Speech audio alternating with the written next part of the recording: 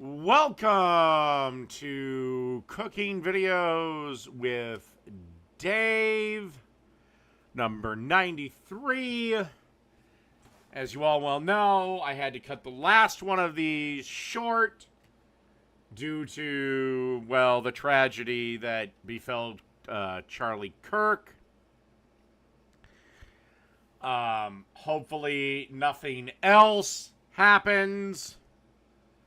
Oh, they're remaking Highlander.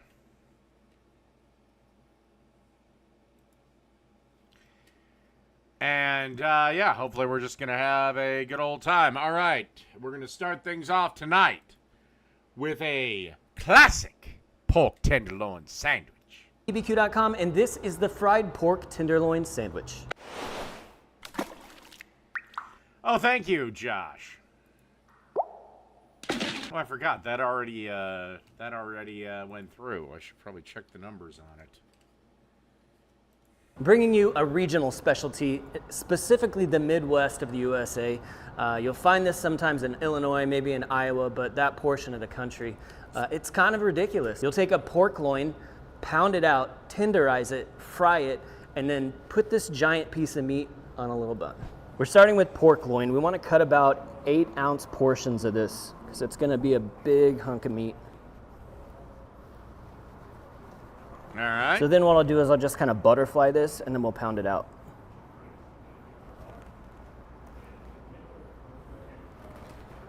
All right, hold on. I got to back him up. Okay, that's a pork loin, not a pork tenderloin. Because the tenderloin is much, much, much, much, much smaller. If you were to cut a pork tenderloin and pound it out, they'd be about the size of a burger. So then what I'll do is I'll just kind of butterfly this and then we'll pound it out.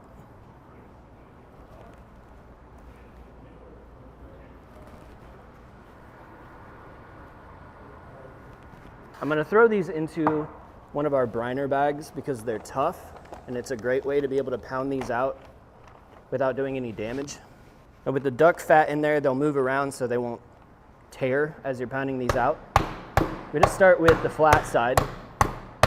Smack it, beat it, hit it! And we want these pretty Smack thin. it!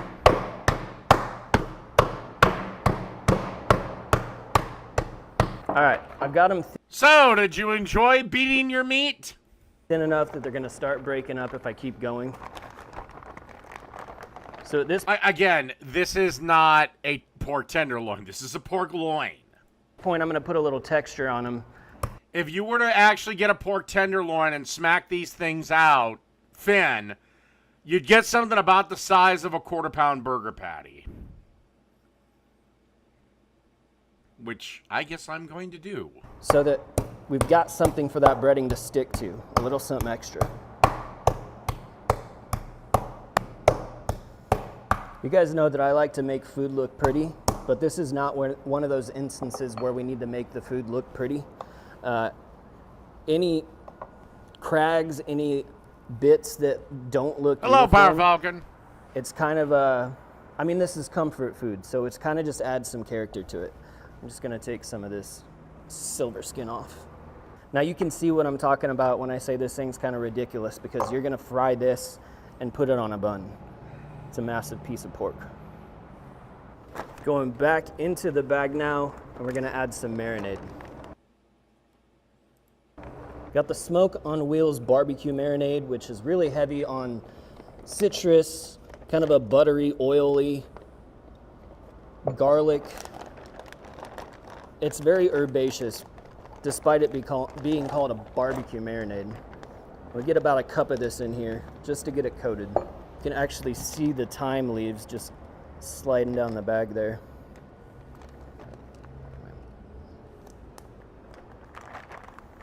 So massage that around, get it fully coated, squeeze the air out and throw that into the fridge. Man, 30 minutes to an hour is gonna be enough because this is so thin. Now we're gonna get these things breaded. So we're gonna start with a coating of flour. Just press that in there.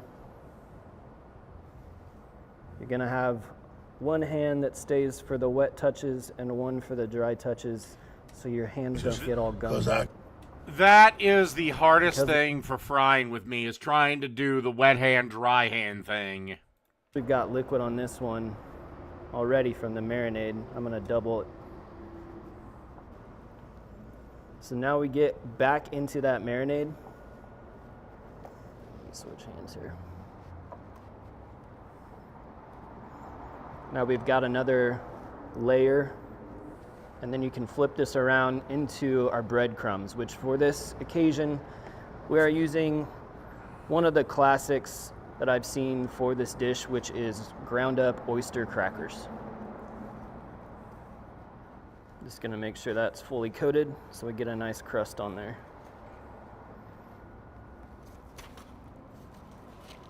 Now inside the Yoder Smoker's YS640S pellet grill, we've got a shallow pan of oil that's sitting at about 400 degrees. That's a little large for a sandwich, but whatever. My God, Jake made a video without talking about me. Right now.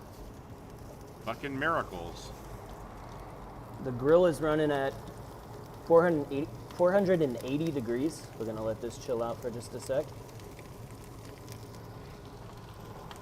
Now I'm doing this with the diffuser plate in, but the door underneath it is removed. That way, if we get any grease spilling over, it's just gonna run to the end of the grill instead of into the fire. I wanna keep that heat intensity up with the oil, so I'm gonna close the door to trap that heat in there. So that's about 4 or 5 minutes. I got some good browning going on. Give these a flip, even them out. We can always flip these again if we need to. Now we're gonna steam some buns as the pork tenderloins finish up. We wrap them in wet paper towels. That's what creates the steam. Cover them up and then just throw them on the other side of the grill. They don't need long before they're softened. Fully cooked through. Temperature we're not worried about so much as getting some of this crust on the outside. We've pounded these things thin enough and tenderized them that it doesn't really matter what the finishing temperature is. All right, these are warmed through, they're softened up. Pull these off as well. Let's go make some sandwiches. So let's go with mayo on the bottom bun. We'll do some of the Kozlik's Market Mustard on the top bun. So he did react to my Dill Ranch Whopper. You know what?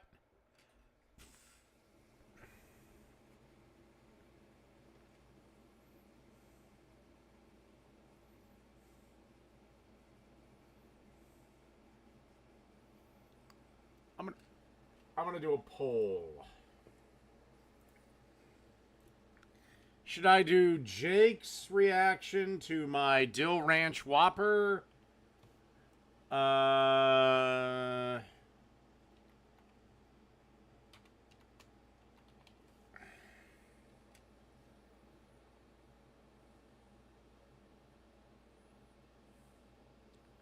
Or do a chili recipe?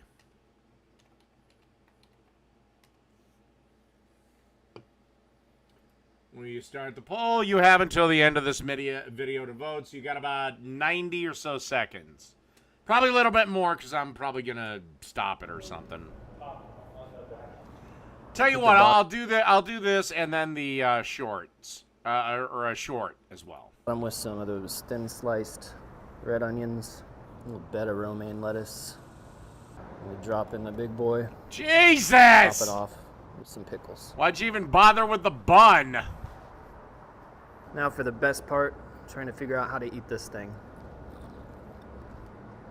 Nibble from That's why I'd go with a pork tenderloin, because it'd be about the size of the bun once it's done cooking. the ends, going from the center. How'd it look on me? If you're into wearing sandwiches, this is a great option. But more than that, It's not a pork tenderloin, it's a pork loin. He's a little disingenuous with his video. the flavors are fantastic. It's got a great crunch to it. It's tenderized. You're getting mustard, the pickle. I'd even throw a tomato on here. I don't know if that's taboo, but there's a little bit of sharpness from the onions as well. It's pretty well balanced considering you got a fatty piece of meat and then you've got some acidic components to balance things out. You know, honestly, the bun is just... If I did it with pork tenderloin, I'd probably do a double-decker. I just like double-deckers. There to be destroyed, and it's going to be destroyed.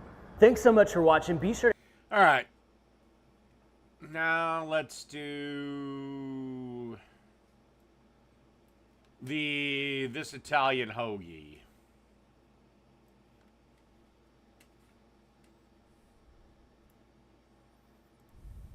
Roll gets sliced up, drizzled with a healthy amount of olive oil and vinegar, then packed with sharp provolone, a thick layer of prosciutto, capicola, and soppressata, topped with shredded lettuce, sliced tomatoes, red onion, oregano, salt and pepper, another nice drizzle of olive oil, and vinegar. Then it gets wrapped up and sliced in half to look like this.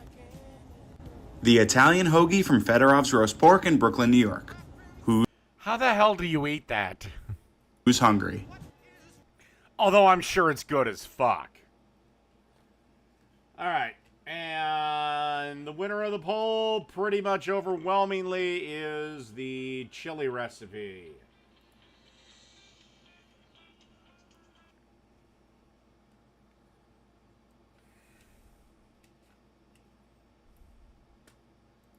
Buying this boat was a total no-brainer. Oh, no-brainer? If you got a new boat, the smart... Hey, Malcolm Reed here, How to Barbecue Right. Today, we're going to make a big old pie. And I'm going to go with another poll. And this one I'm going to... I guess I'll put Jake against Stroman. Braun Strowman. He's going to do a back-to-back cooking thing on Bon Appetit. I hope to Christ I don't get a copy of the Yellow Triangle of Doom. Pot of beefy chili. You have until the end of this video to vote. This video is only 5 minutes long, so get your votes in. No beans. This is going to be one that'll stick with you. Let's get to cooking. I'm going to All grind. right, so basically this is a True Blue chili recipe because chili has... True Blue chili is just meat and sauce. My own chili meat. So I've got 2 pounds of fatty chuck roast. They're cubed up, I would say, but about 1 inch by inch. You just want them in smaller sized chunks. That's gonna go through the grinder. Now I'm using Shell's KitchenAid mixer with the grinder attachment to it, but if you got a sausage grinder, by all means, you could use that too.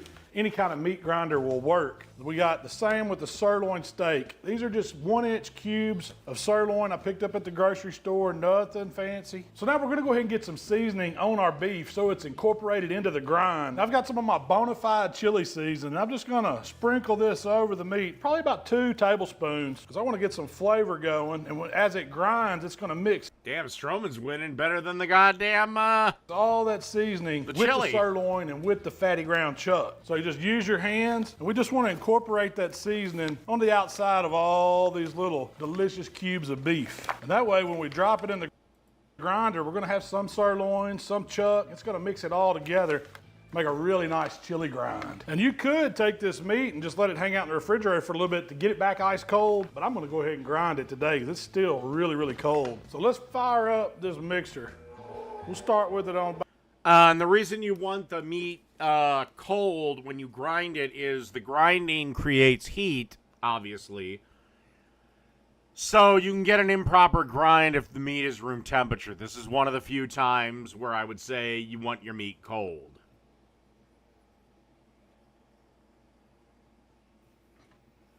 And I need another beer.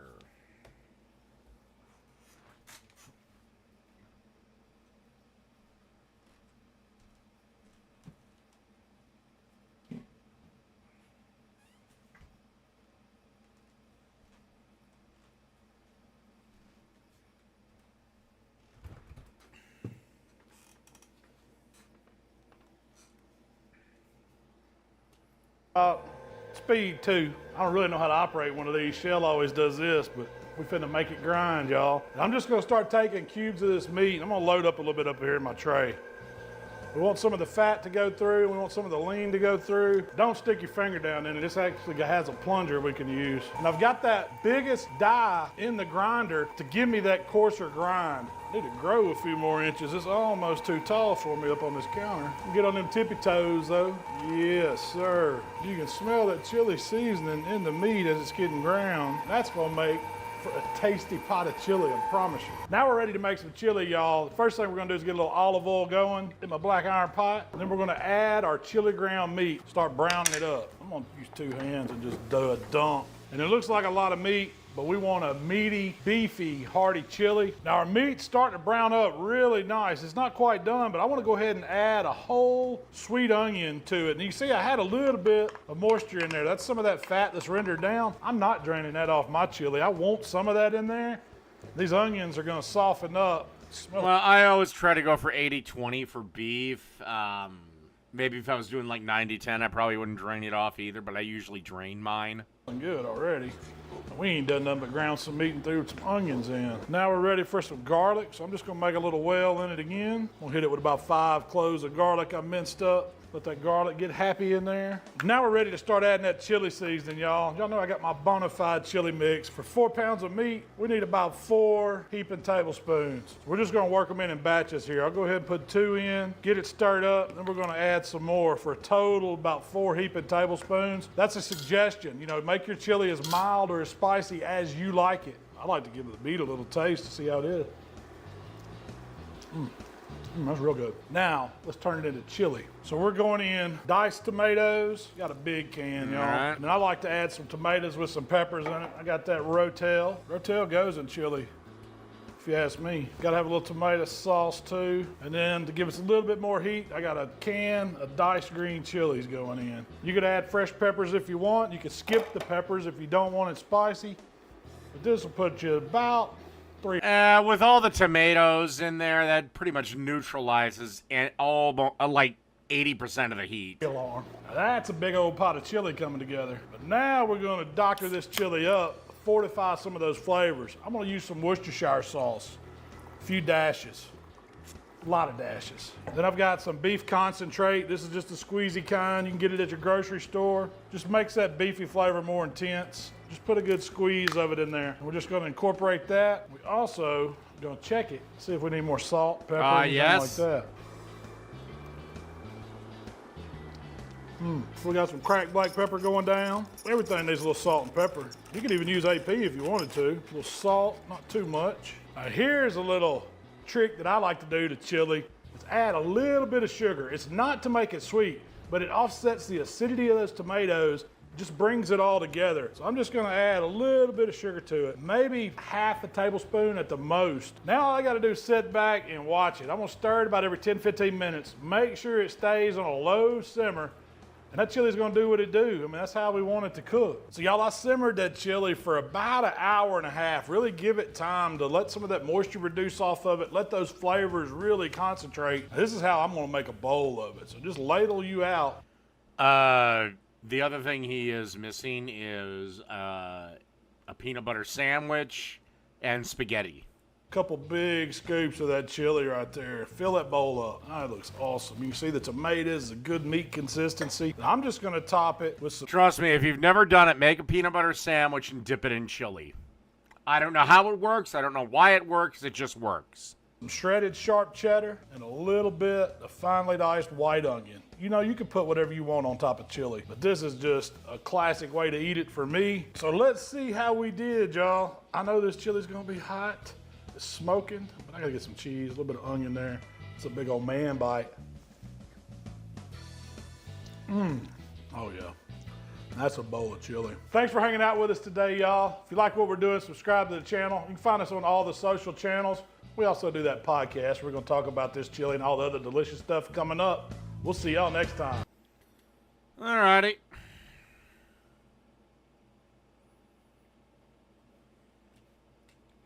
And looks like Braun Strowman has won the poll, but I have to take a quick break as I have to pee.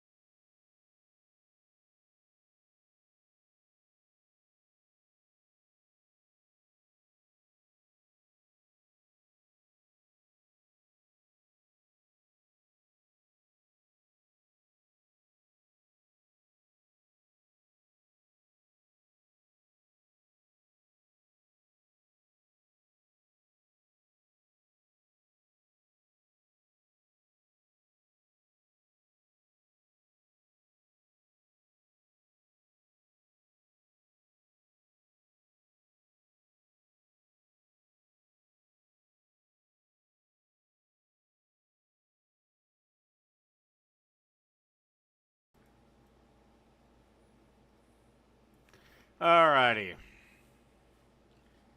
Let's get into This this. is Carla. I'm here in the Bon Appetit Test Kitchen today with WWE superstar Braun Strowman. And today we have 20 minutes to make lobster rolls. And we are going to see if Braun can follow along with me through verbal instructions only. How do you feel about lobster? I like them in my belly. Awesome. On a count of 3, we're just going to turn around and start cooking. Okay. Okay? I'm nervous. Great. You're nervous. The lobster should be nervous, really. Yeah. Yeah. Exactly. All right, so on a count of 3, 1, 2, 3. 3. All right, so we've got our partially frozen lobsters here. I want you to just Jesus Christ, what a mountain of a man.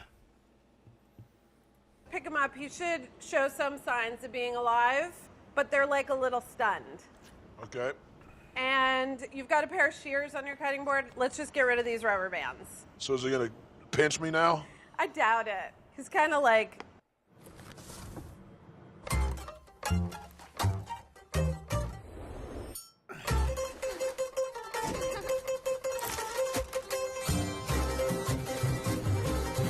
Revive your courage. Season in design is really about allowing nature to be a part of the design. lazy at the moment.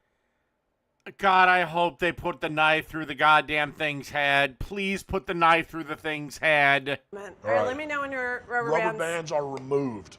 All right, so grab if you need it, a kitchen towel. We're gonna get this pot of salted boiling water open. No, no, And then, no! Lobby's just going straight in.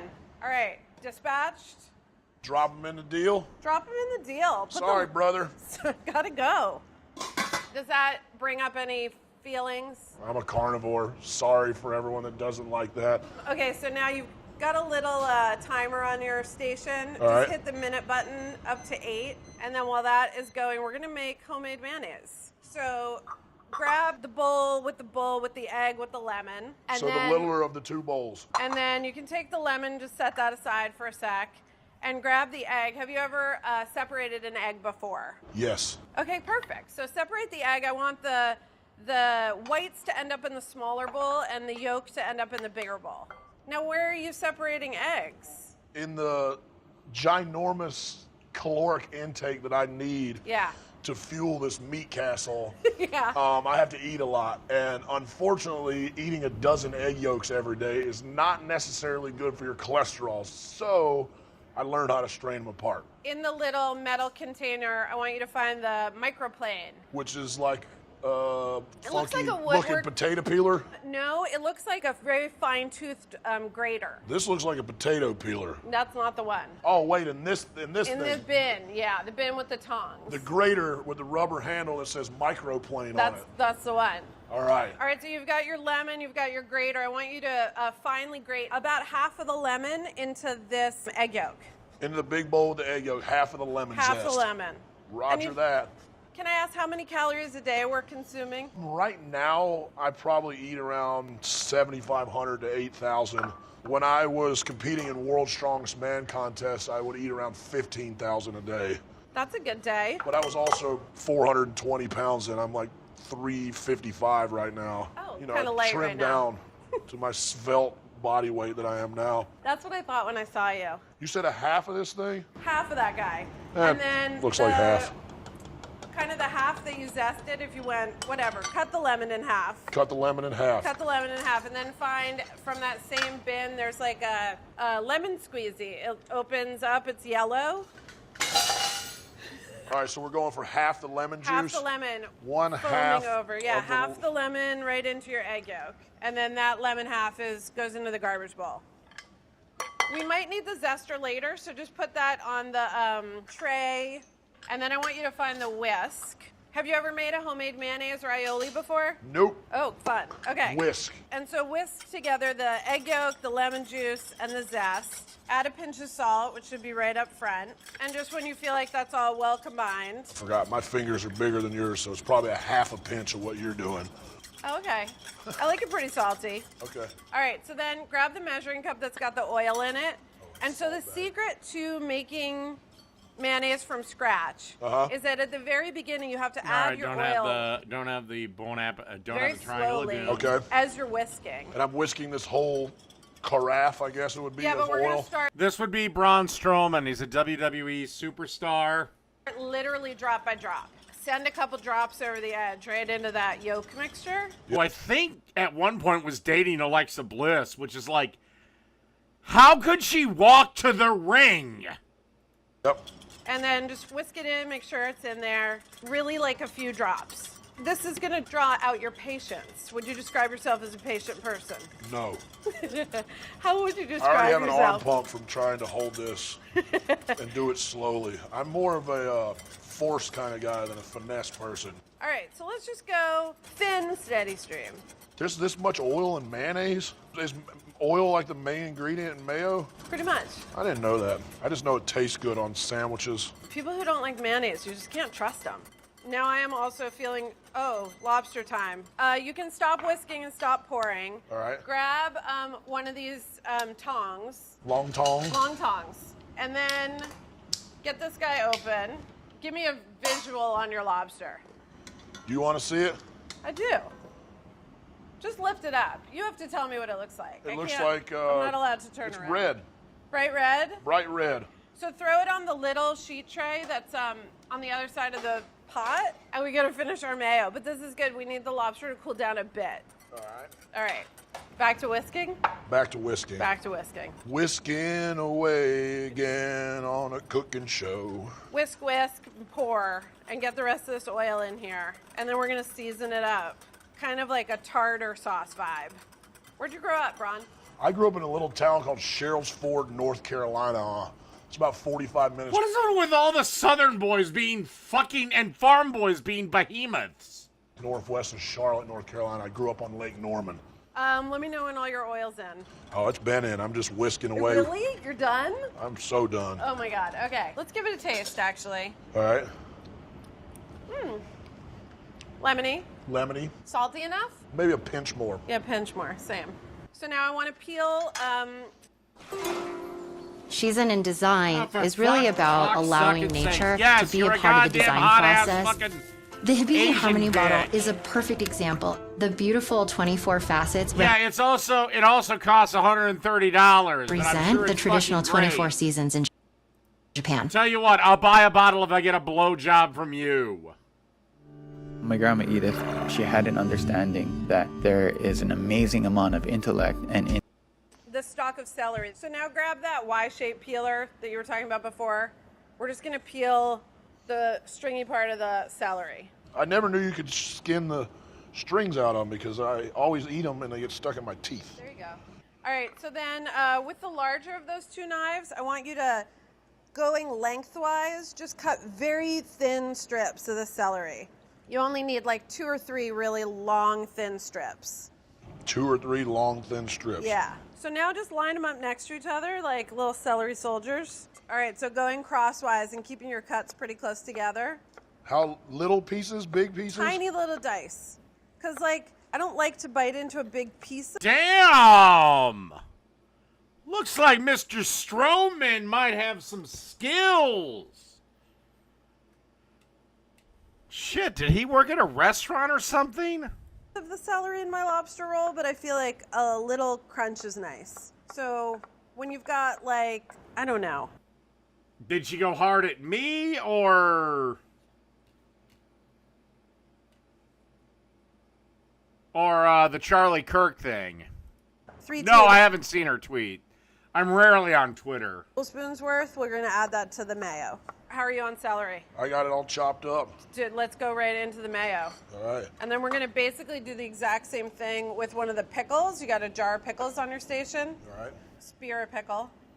Spear And then pickle. we only need like probably half of this pickle. You can put the other half on the plate with the potato chips. We'll eat that with our lobster roll. And then same thing, just go lengthwise, thin strips, and then crosswise into little bits. Enjoy pickles? I do. They're good, I feel like, when I get a little dehydrated, I'll eat some pickles and it'll help rehydrate with the sodium and potassium that's in the cucumber. All right, let me know when you're done with your pickle. And then we're just gonna chop up some of the dill that's on that same tray. All right, you have your dill? Dilled up.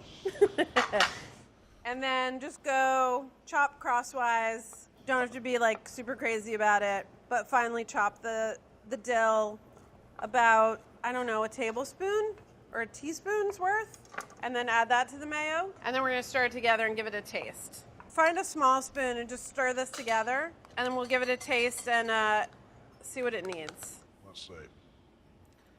Because I know she went hard with I can't remember his name off the top of my head. The guy that got shot at that took the bullet literally meant for Trump, and she, oh my God, she eviscerated every one of them, including a close personal friend of mine. Ooh. We got a little vinegar from the pickle, but I'm just gonna add like a couple dashes. Splashes of vinegar? Yeah, I feel like it cuts the richness of the mayo. And then the one thing about this mayo is it's pretty liquidy, so it's... Well, this is the thing. I have had many political disagreements with Shoe on Head. I know she's a Bernie chick, but she also doesn't think I deserve to die because I support Trump. And she's even said she would try to change my mind as I would try to change hers. It's probably not going to happen either way. But if I ever met her up in person and she asked me to make the spaghetti bake I made, I'd say, not a problem. Got to sit on ice while we deal with our lobster. So we need to put it on ice so it coagulates? Okay, aioli on ice, or mayo. I keep calling it aioli. So you've got a skillet over here with a lobster roll in it, or a bun, and a little dainty little brush with some softened butter. I just want you to pick up some of the butter and brush that on the outsides, the two outer edges of the bun. On the outside edge, like the cut part? Exactly. Both sides, because you got to have a toasted bun. Oh, without a doubt. All right, one buttered side down, and let's grab this whole setup with the lobster. With the big tray, little tray? The whole thing. All right. We have a couple tools. You got a lobster cracker, you got a lobster mallet, and the toothpicks are really there just to poke the lobster meat through the shell. So I want you to pick up the mallet. Oh, Jesus, lobster's gonna fly everywhere. Actually, just reach behind you and hand that to me.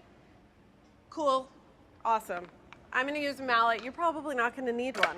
Nope. All right. That's what I got these hands for. All right, first, just twist the tail away from the body, and then take the claws away from the body, like where they meet the body.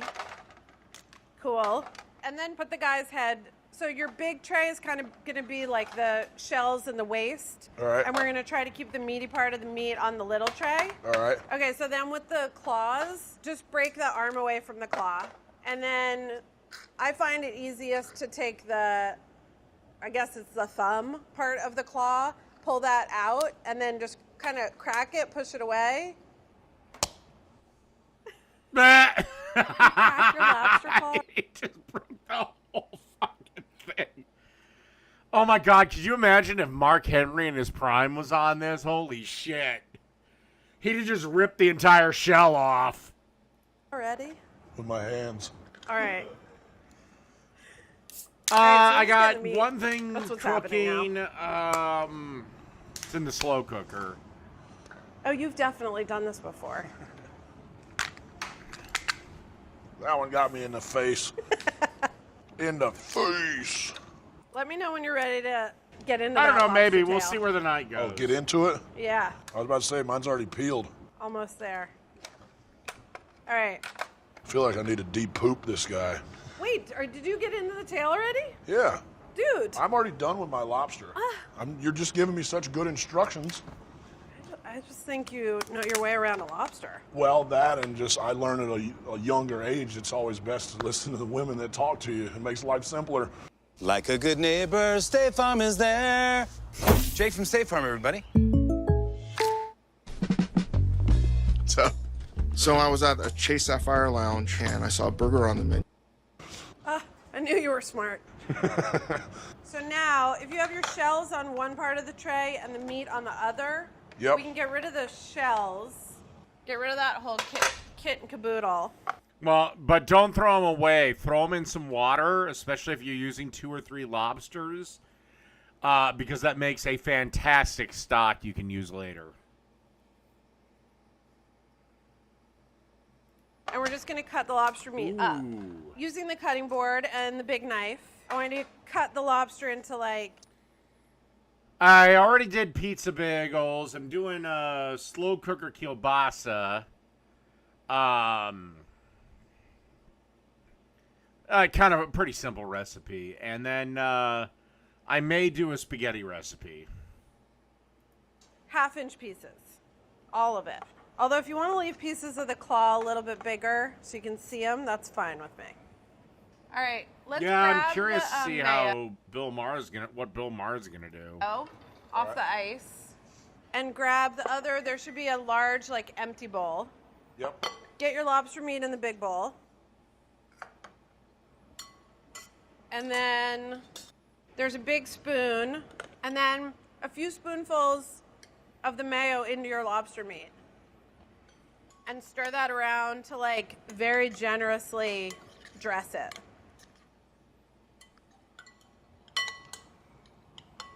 God damn, his looks almost identical to hers. All right. Maybe a little rougher, Wipe down but... the board. Grab the old bun. Is she toasty? Oh, yeah. Toasty 2 times. And then just grab the, just so you have it nearby, the plate with the chips and the pickle. Correct. And load up your roll.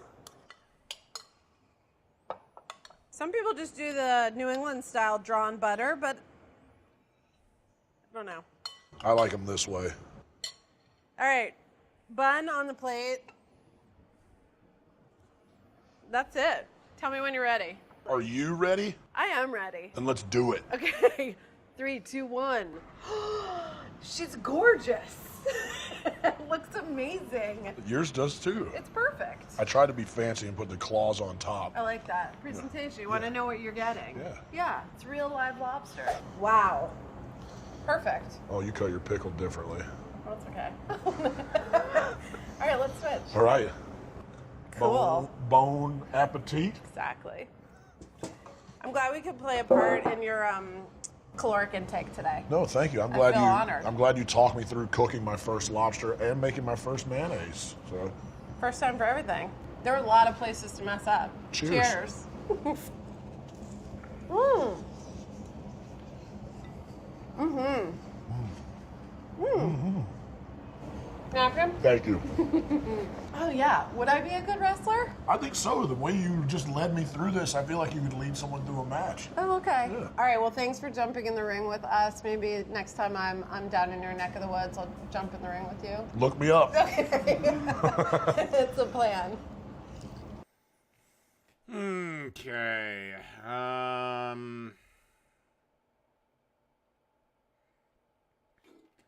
You know what? Fuck it. I'm just gonna do it. I don't give a shit. This is the Jake's reaction to my Dill Ranch Whopper. Dirtied the thing to waste some mayo because he's too lazy to do any of it. It's crazy. Is the rustic? Wait. Hold on. This is the problem with Jake. Every fucking time I deal with this fucking cum gargler,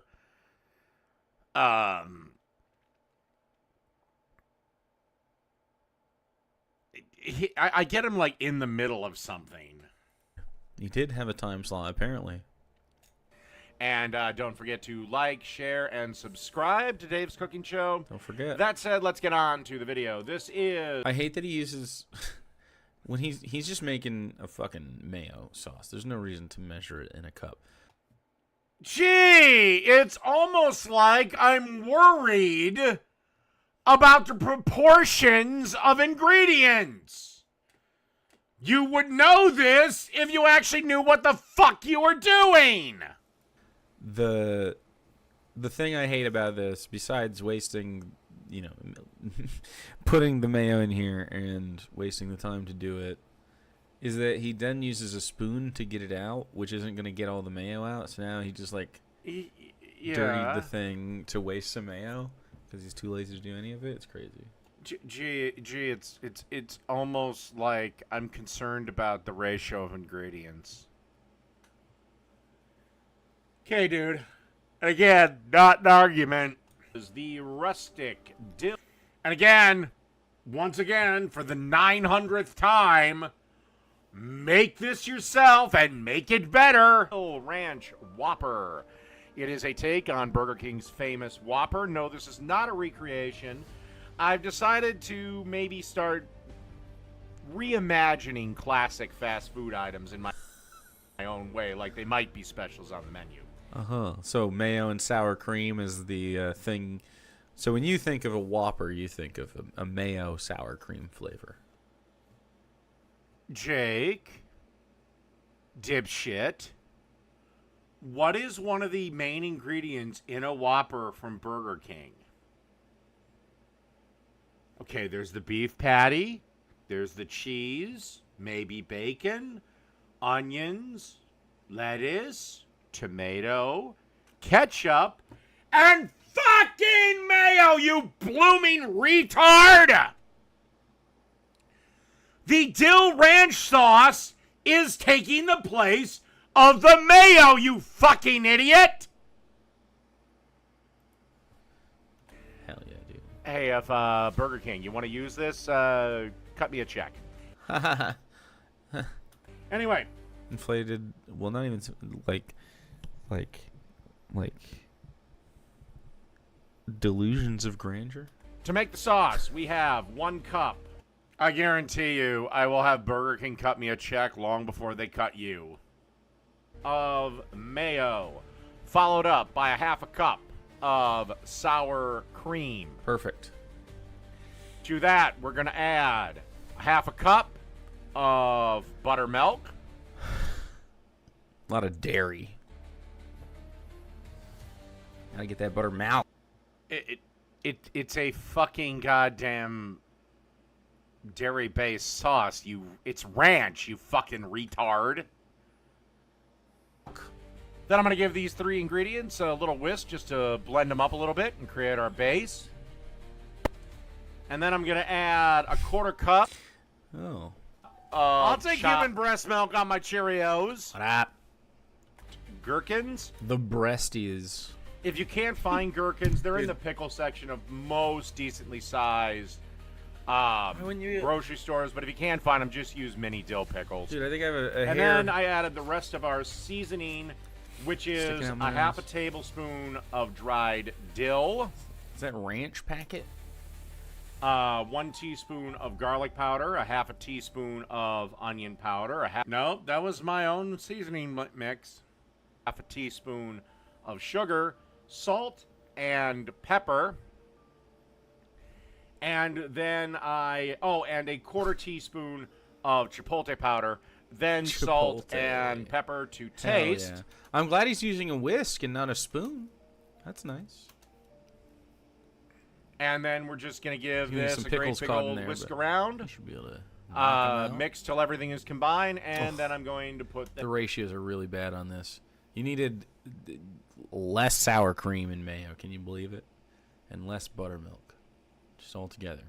Gee, and then it almost like it firmed up in the fridge, you fucking idiot.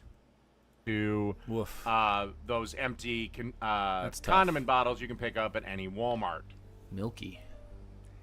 Oh my god, dude. Did he take my advice? This looks like, did he season it beforehand on the plate? Beautiful. I don't know if that's true though, because these don't look like that's done. I hate to. Dude, I don't season both sides of my burger. I season one side, I put it on the grill, season the side that is facing up. That's how I season, and most everyone worth a fuck seasons. Say it, chat, but this is the part where we look at the Gloop grill. Look at it dripping its carbon. It's just horrifying. It's not preheated again. Ugh. Yes, it was. And such a shame. Then we're going to add our... Gee, I don't know. There's only smoke rising from the burgers.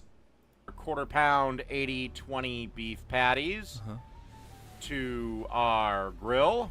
He realizes Jake is right in this moment. Look how much easier this is. As you can see here, I'm seasoning them rather generously with a burger rub that I quite enjoy. It's from my local... Great, and now it's finally, like, on the burger. Isn't that crazy? Now, if you would have done this ahead of time... I've been doing this for years. In what universe do you get this credit, you fucking idiot? I said it right before. It would adhere to it as it expresses some of its water. And it'd be even better. Grocery store, but you can use any burger seasoning mix you like, or you can just make one yourself, or just salt and pepper. Why is this always the layout? Pepper's acceptable too. So then we're going to generous the other side, and again, be generous when you season your burgers because you're going to. We're going to generous the other side, and again, be generous. Lose a lot of seasoning when you go to flip. He screamed at someone.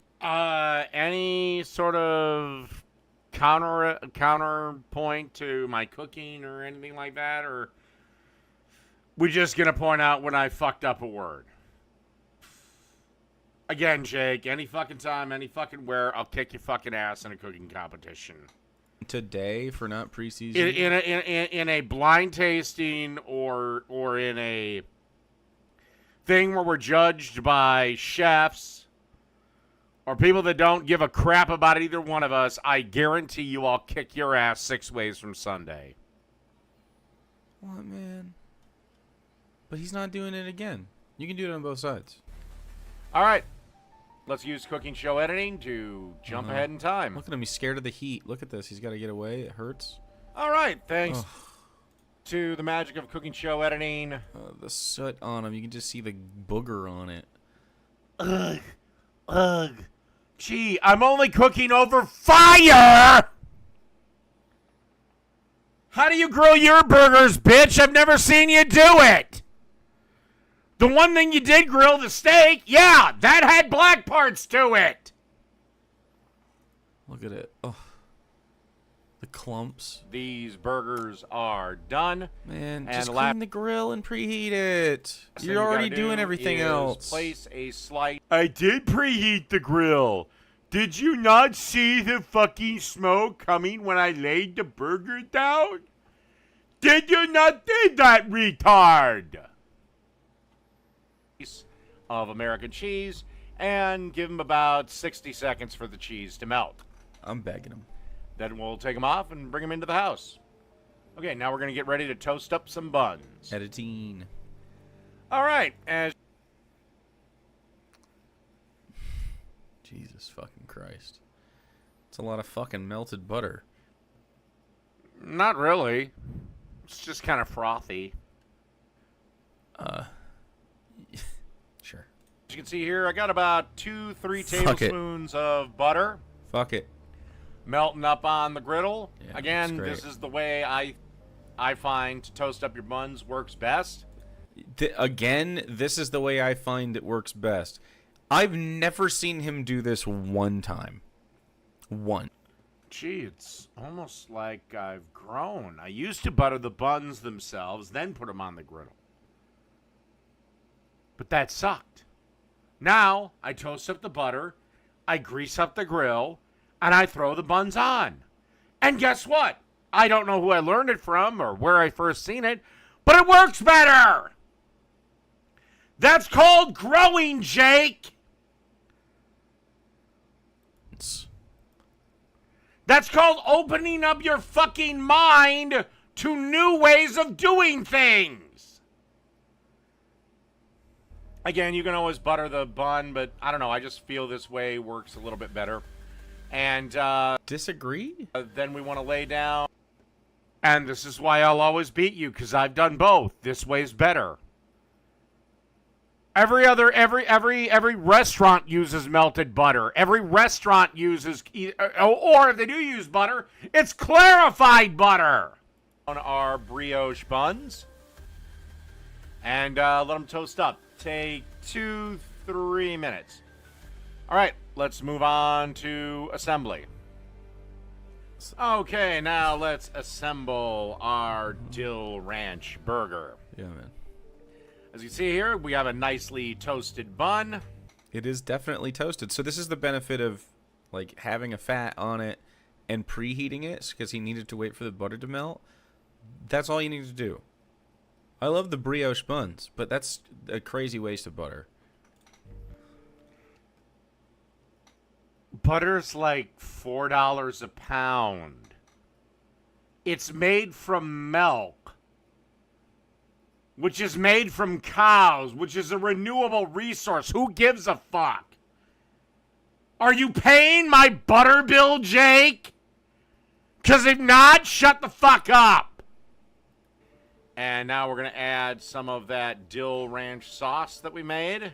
It doesn't have fresh dill or anything in it. It's just creams. Sorry, I forgot that I put it in a deli container. No, I put dry dill in it. If you actually listened, you would know that.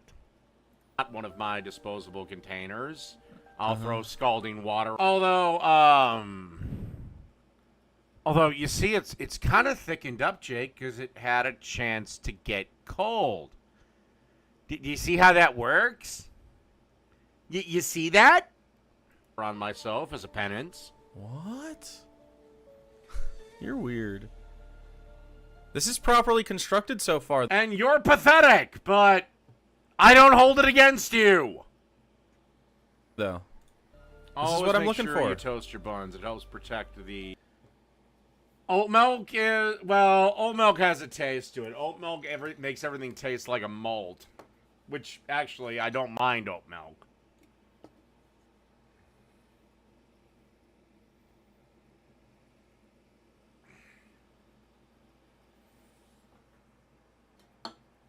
Damn, I got another beer.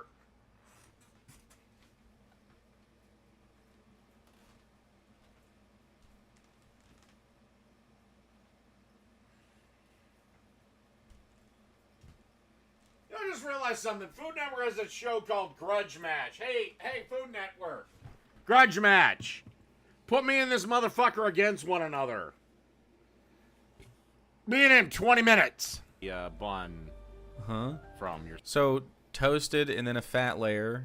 Typically mayo or some kind of, you know, you can do cheese, you can do lubrication, you know. Sauce. 'Tis good. Fat layer's the butter on the bread now. All right. And then add some chopped up... Okay. Now you just smash the fuck out of this bun that was looking nice a second ago. Ruined. Great. Lettuce. Excellent. Iceberg being the best for burgers. Okay. I disagree. You could do all sorts of that. Cut it really thin, or... There is one other lettuce that it's good for burgers, and that's butter lettuce. Outside of that, everything else sucks. Or cut it into, like, leaves and just place it on there. I can't watch it. So, you don't like chopped lettuce. You don't like shreddis. So, you just hate salad, fat ass? Another one of these where it's just, like, shingles of lettuce that obviously you have trouble with it every time. You have to smash it to get it to stay in place because it's not cooperating with you, you dumbass. Except I didn't smash it, you fucking bloomin' idiot. Ugh. Now, normally I like shredded lettuce for burgers, but I did try to keep it more traditional to Burger King, and they use chopped lettuce, obviously. Oh. Then we have our patty. Why do you keep going, ugh? Are you having food poisoning, sir? And then we want a nice slice of beefsteak tomato. And some... I'd love to see salt on these boys. Pickles. Remember what I always say about 99% of burgers that don't have pickles on them. It's out of focus again. And then we want some freshly sliced white onions. And then we want to add some bacon to this. And then pop the top. For the first, he's properly constructed the burger. I have no problem with the construction of this Oh, good. Thank God. Thank God. Jake doesn't have a problem with this. I can now die a happy man. From outside in, these are layered in the correct way. My problem is with the puck of carbon that he put on. Jake, there is no correct way to layer a burger. There is no correct way to make a burger. The fact that you think there's a correct way to do things shows why I'm always going to beat you. Cooking doesn't have rules. Or go with a time old thing. Every fucking rule has an exception.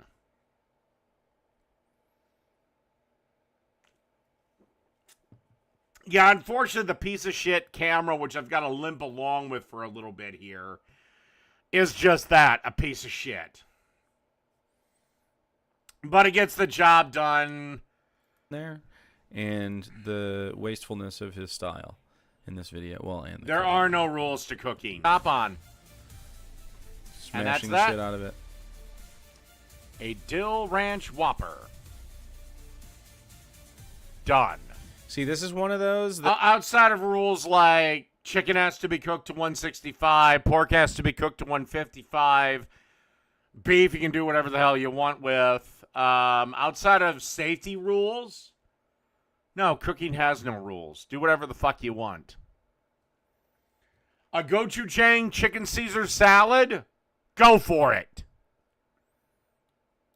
Besides the grill thing, which is egregious, if he properly grills a burger, I have nothing bad to say about this. I guarantee you, my burger would get better scores than your burger because I don't think you've made a burger. Because Lord knows you haven't done anything on actual cooking for over a year or 2 years. I don't know which.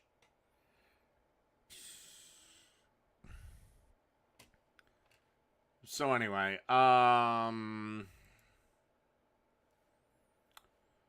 did that. Let's shrink this down. And do, can I make yakitori with briquette charcoal? Because the Japanese have their own special fucking charcoal, because of course they do, but I really gotta pee.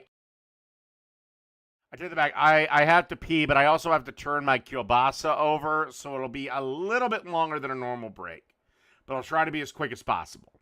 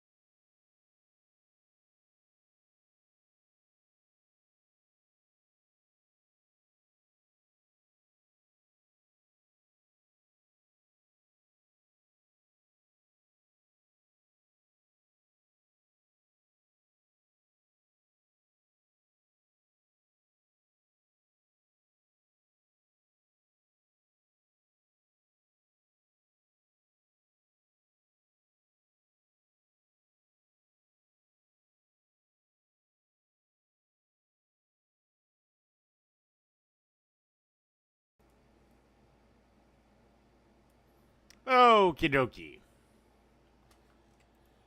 At Wells Fargo, we get it.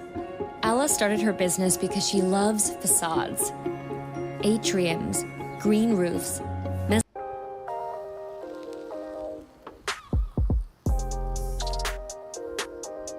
Eiyakigang yakitori guy here. The best yakitori you can make is using binchotan charcoal. But what if all you have access to is charcoal briquettes? Can you make yakitori with charcoal briquettes? Let's find out.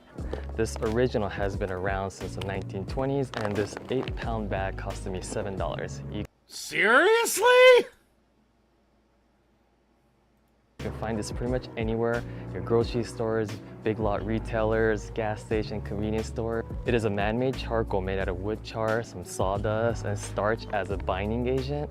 And I think this is a charcoal that most people think about when someone says, hey, can you pick up a bag of charcoal on your way? Yeah, usually. Now for me, if I gotta do anything with high heat, I go for lump charcoal. That's my favorite charcoal to use, specifically because the briquette crap leaves ashes. Lump charcoal burns to damn near nothing. So I've used these briquettes plenty of times in my life cooking hot dogs and hamburgers on the grill. But I've never used it for yakitori, so definitely was curious about it. And I'm just gonna use my regular equipment that I normally use for binchotan. So got my chimney here and my bincho grill right here. And let's see what happens. Let's check it out. All right. Build a website you love with Wix. For your words, I'm curious that thing doesn't blow up the So dam. just 1 minute in, as it lit up, you can definitely see the smoke. It's that smoke of burning wood. So at a campfire, that smell of wood, it's very smoky. This is definitely something that you don't experience with binchotan. Very smoky. Yeah, you should have just had a couple pieces of newspaper and just lit that. All right, about 10 minutes in, all the charcoal except the few on the top are pretty much lit, so I'm gonna take it off the stove. Just leave it top of the grill, just let it still cook through.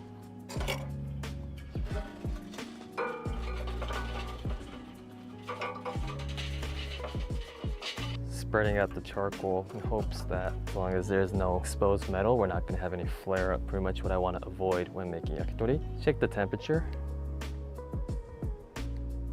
So I'm getting a range between 1150 and 1350.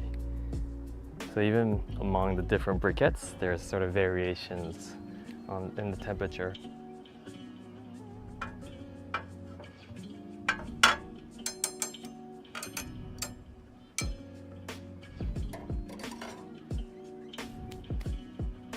All right, I'm gonna start off with some chicken tenders and the breasts. These are less fatty, so should create less smoke. Gives me a good idea of how hot this is.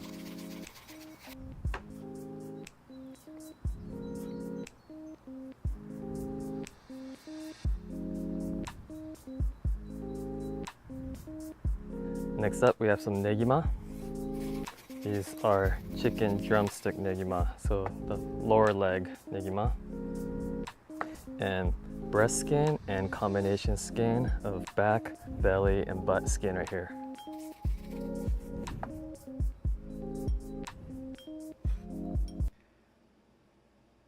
I'm sorry, but Asian people are weird.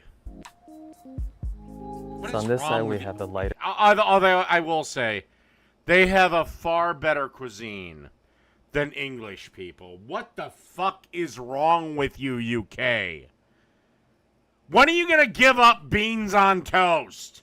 Their breasts and the chicken tenders, and on this side, we have the juicier negima and the chicken skins.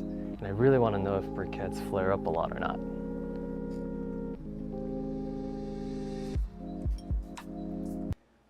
Yes, I know you can grill in the winter. I grill in the winter all the time. In fact, one of my Christmas Day traditions is I grill brats.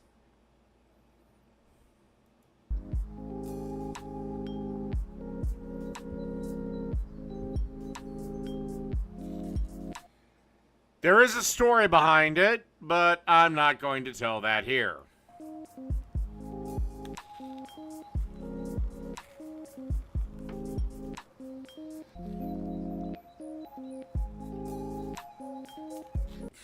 I've been fine with this skinny grill. Hell, I might want to buy one, actually. But I thought yakitori was a dish, not a grill style. So this is basically the flare up, where when the oil drips on the charcoal, it's just lighting up. That's something you want to avoid. What happens is you're gonna get a little bit of gray on this, and that's not good. We're gonna move that away from the fire. However, even after moving it, it seems like wherever the fats are dripping, we're getting... Well, yeah, because you have fucking oily food next to superheated charcoal. in this fire, this flare up. This is why you need water or beer. Basically the oil is burning on the charcoal. So this black is what you want to avoid with yakitori. It causes this bitter flavor. And even after moving this pretty hard. Well, I'm sorry, but your meat is looking like it's doing okay, but you compressed all these chicken skins and whatnot, and yeah, they're going to flare up. Keep it smoke free. It's even getting on some of the other yakitori right here. So if you want to cook skin on briquettes, I definitely recommend pre-boiling the skin and get some of the fat out, or else you're just going to get this carcinogenic, bitter black soup on your yakitori.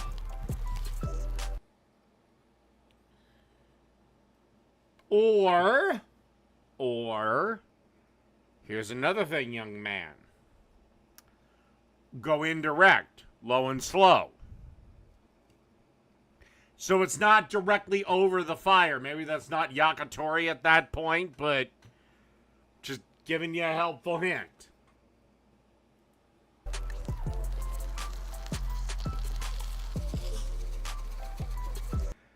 I've never done a pellet grill. I'm almost tempted to get one, but I don't really want one because they don't give as good a smoke flavor. They don't give as good of a cook, but they are idiot-proof.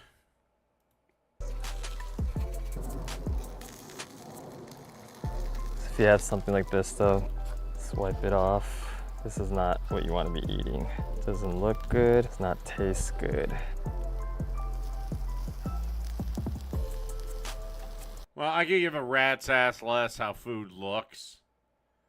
I just care about how it tastes. All right, so right here we got the chicken tenders. Got a little bit gray from that smoke, but see what the flavor is like. So I cooked it to the same doneness that I normally do, but it came out a little bit more dry. And right here, these are the chicken. And look, I also want to defend pellet grills a little bit because they do make it easy. If I want to smoke a chicken, I throw it on the pellet grill. I can put it for whatever temp, whatever time, and then I don't have to fuck with it again. Especially if the pellet hopper's full. But to me, it doesn't give that good of a product. But then again, on that note, you didn't have to spend all goddamn day with it. Chicken breast with some yuzu koshi on top. Not as dry as the chicken tenders. Still missing a little bit of this fluffiness that I normally can achieve with the binchotam or even the electric grill. There's like this sort of fluffy meat that happens when you cook using infrared, and that's missing on here. It's cooked through, got a little bit of smoky taste, but it's just not fluffy or plump that you can expect with really good yakitori.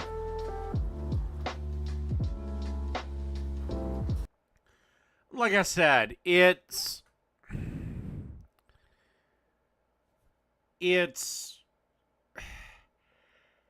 just convenience, you know. And look, if you're not that worried about it, then by all goddamn means, get a pellet grill. God bless.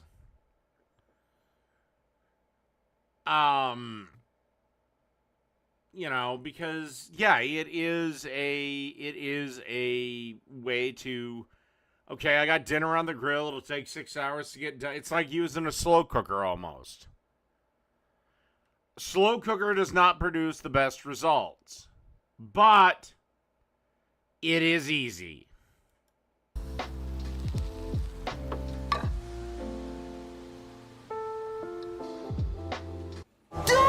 I mean, there are people that call me a grilling traitor because I defend gas grills.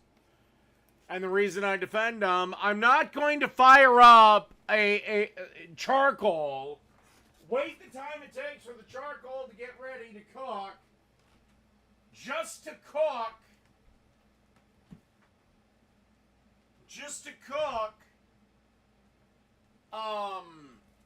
like hot dogs or something. Or just a couple of brats that I didn't make.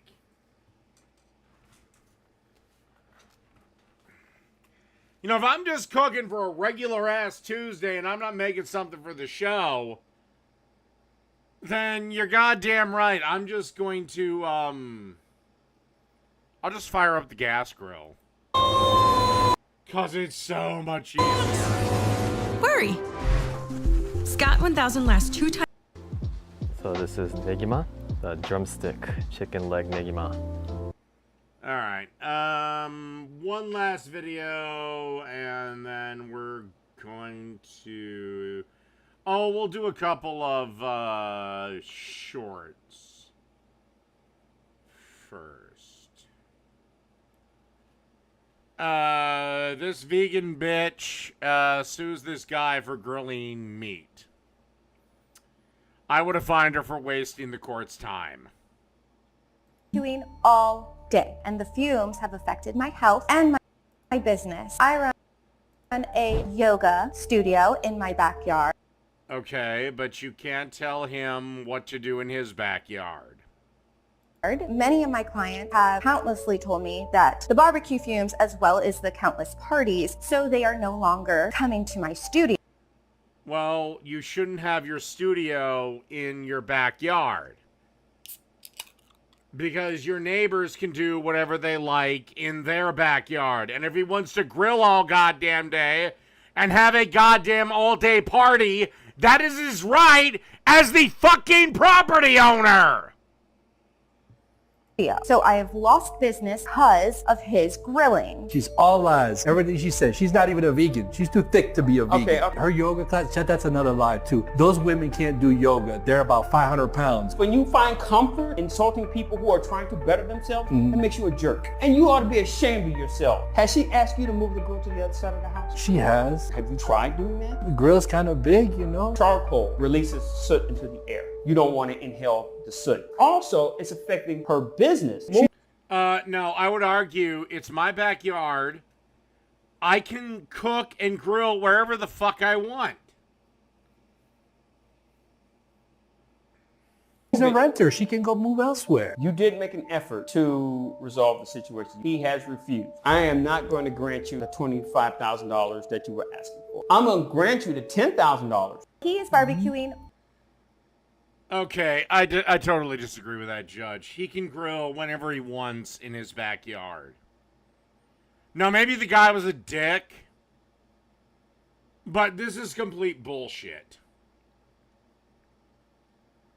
Name me the law where it says I can't grill all day long. Show me the law. And I'm sorry, but you put your business in your backyard. That ain't my fucking problem. That'd be like if she put her yoga studio next to Burger King.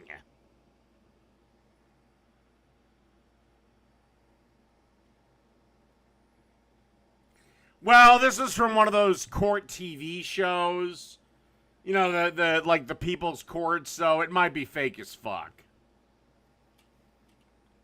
Because I don't see how this is legally applicable. This is like a vegan art studio or art gallery wanting Burger King not to cook burgers.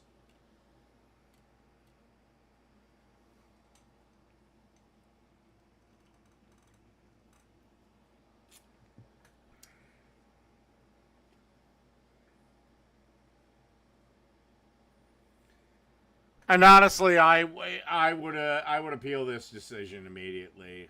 And this is why I don't like these shows, because usually it's the judge's own personal opinion versus what is the law. If this was in a real court of law, yeah, she'd have been laughed out of the courtroom.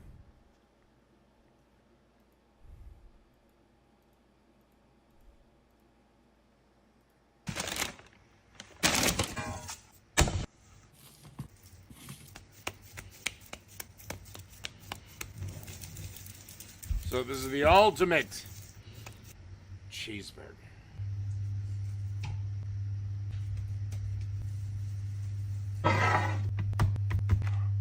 Okay, so no measurements.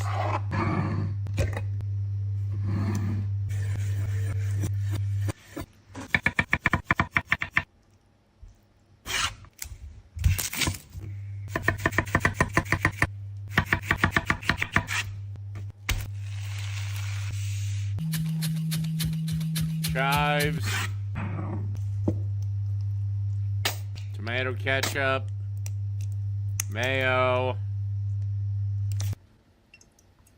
Dijon, Worcestershire, lemon juice, salt, pepper, looks like a little hot sauce or buffalo sauce.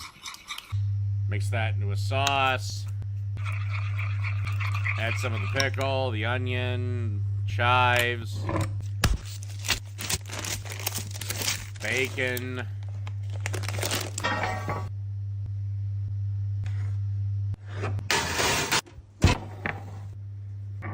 Bake that in the oven. A little maple syrup, pepper.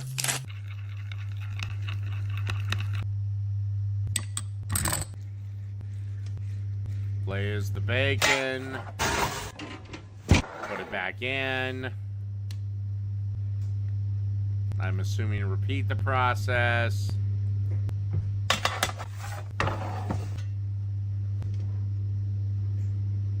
I need that glorious. Now we have whatever pan.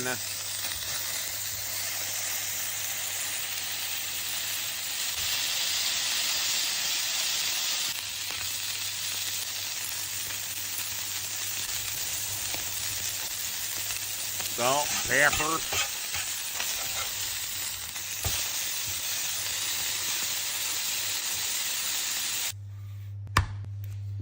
Just one patty? What's wrong with you? Maybe they're a little bit bigger patties.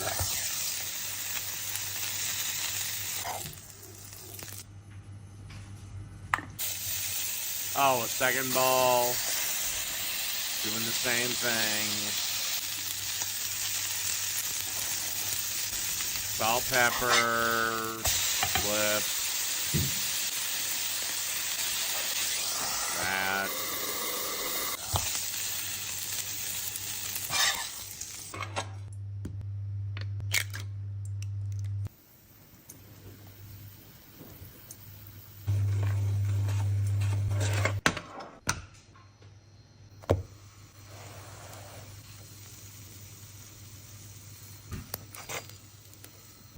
Okay. And now we get the sauce. Patty, patty, bacon, sauce.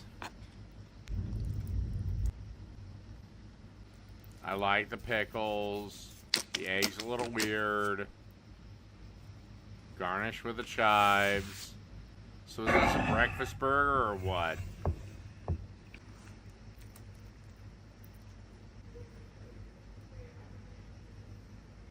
Okay, not a problem.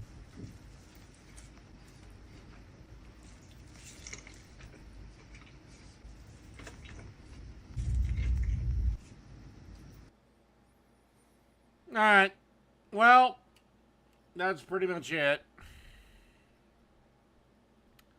So until next time, I might see everyone on Dave's Cooking Show. I am totally oblivious if I'm going to do that or not. Because I almost feel like I need a break. But I may. Fuck. there's probably a 70-30 chance I'm going to do something on Lord of Patriarchy. Anyway, thanks for watching these cooking videos with